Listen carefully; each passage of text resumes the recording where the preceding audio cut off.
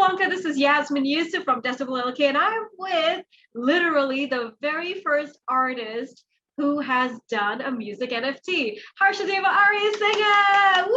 Hello, thank you. I am so happy you did this.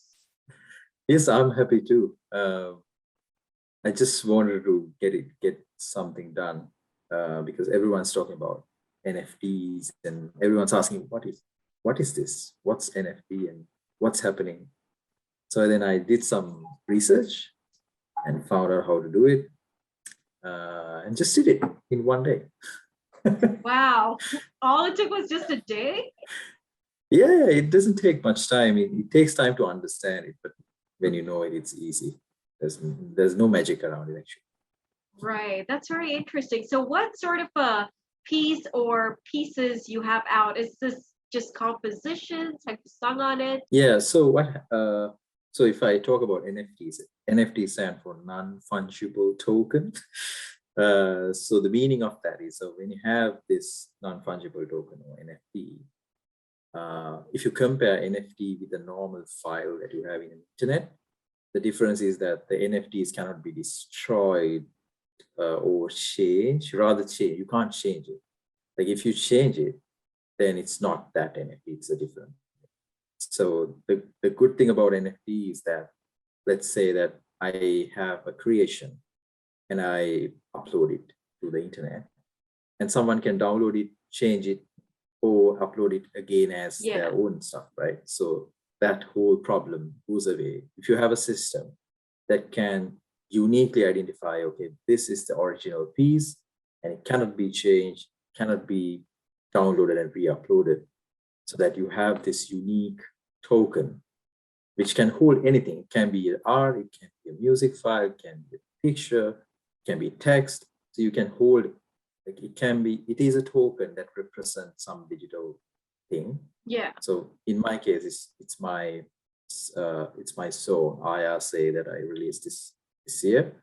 So I have tokenized my I Say single and put it inside an NFT, and I have uploaded to this marketplace. The biggest marketplace for NFT is OpenSea. So I uploaded to OpenSea, and now, so number one is I have an NFT for me, and it's the first NFT in Sri Lanka for music. And then if you own it, if you buy it, you will have, with the NFT, you will get some more benefits. Like, for example, if you buy my NFT and if you want to sell it, you can sell it again to someone. And if you buy it for maybe, let's say $10 and sell it for $15, you have a profit. And also when you buy it, you get the original wave file with it.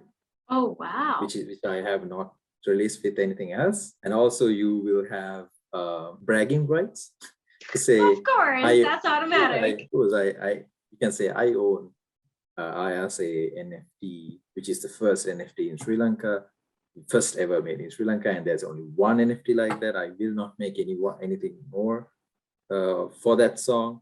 So there's like unique rareness there. And also I think I have, let me open up that and see what else. And also there's a good thing, like if you're an artist and if you want to make money from NFTs, NFTs run on this thing called blockchain technology. So the blockchains allow you to, like some blockchains, like the Ethereum blockchain that I have created, allows you to create contracts, like digitize smart contracts. So you can set, like, if you're the artist, when someone sells your work, like let's say you buy my NFT and you sell it again to another person, I get 10% of that sale. So that's automated.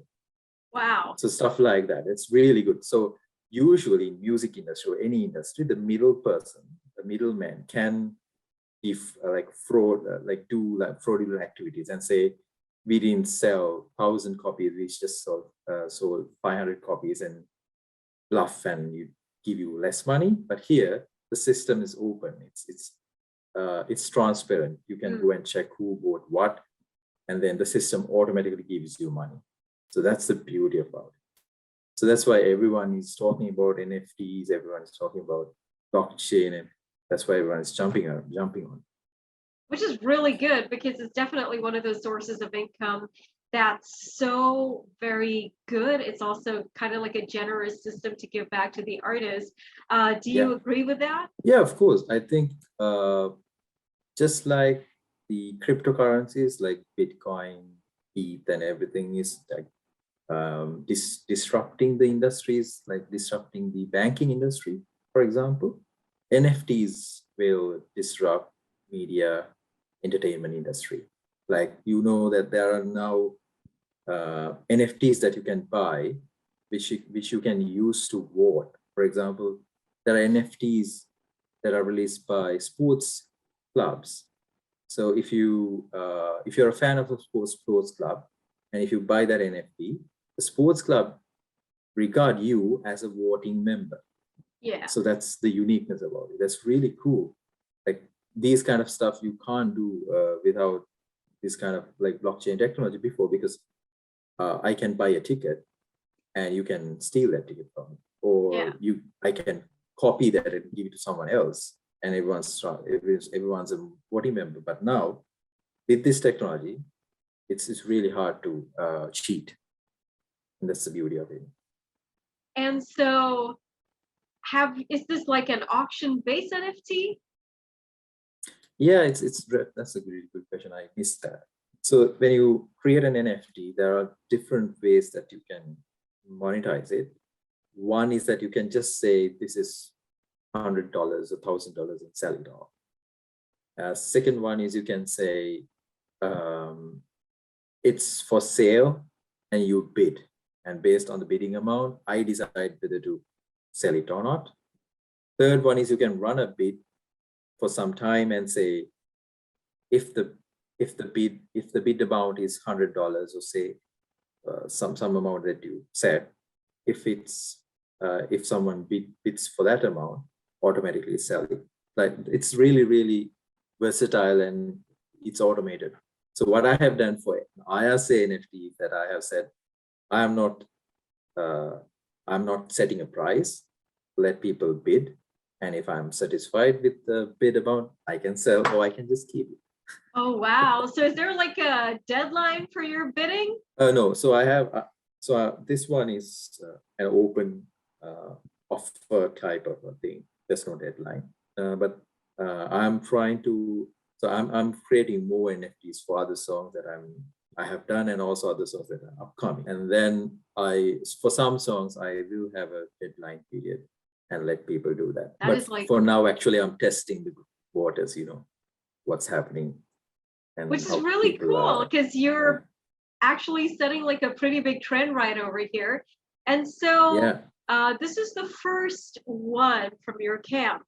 So I'm assuming you're going to take a little breaker and come back in 2021 with obviously more. 2022.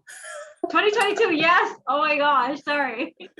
Yeah, of course. Yeah. There are a lot of plans for the future. So I've got my new album coming out, which is called I Say Again.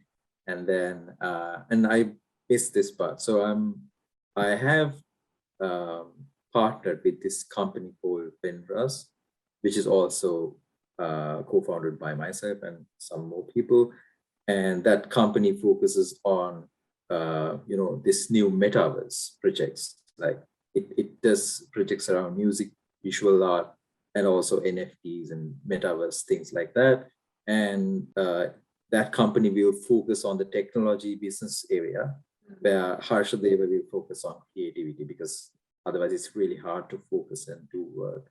So this project is a collaboration of me and the company, and the company will, work with other artists like around the world, even some artists in the UK. So we are now trying to talk to some artists, not big artists, but artists. There are a lot of artists when you go to other countries. Like, you have underground artists, you have low, mid, high, celebrities. Yeah, so we are talking to some, and hopefully we'll be able to do more stuff with other people. So since you're also leading the way is there artists that potentially you would like to take under your wing and also like help them get on like the music NFT platform? Because this is a bit more trickier than your visual NFTs, you know? Yeah, of course. It is, because a lot of people ask this question. So when you create an NFT for music, are you going to sell? Are you selling your copyrights with it? So the thing is now, since NFT is so new, it's like 2 years old. There's no law around it yet. There's no case law. There's no written law. So it depends on you. So if I want to sell my copyrights with it, I can do that. But it doesn't mean that if you buy an NFT, it doesn't mean that you have the right to, your right for the whole song. You will have the right to the token, but you won't have the right to do anything with the song. That's how it works. Like, that's how everyone has done it. There are a lot of artists like from the US that have created NFTs, and they're just working with the NFTs. They're not going into this copyright blah blah thing, because it's bit complicated and it's not legalized yet. So it's really good. It's like you can look at NFTs as trading cards.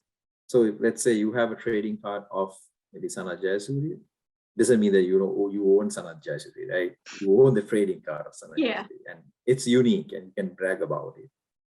It has a value, but it doesn't mean that you own the source thing that you own. And so are there other artists that you're wanting to work with later on? And since you've started like this company with like a few friends, would you be taking like other artists under your wing? Yeah, of course.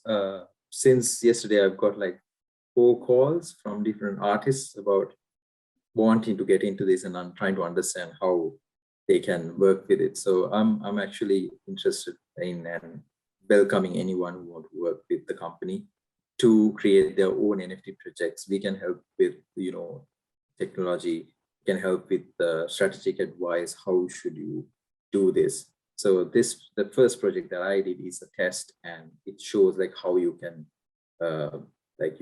from inception to running it, and then reaping benefits of it, how to do the whole project. So we can do the project management, the technical part, and advising. So I welcome anyone who's in. That is amazing. Thank you so much, Harshadeva, for this, and all the best. Hopefully I'll be one of those bidders and walk away with that NFT.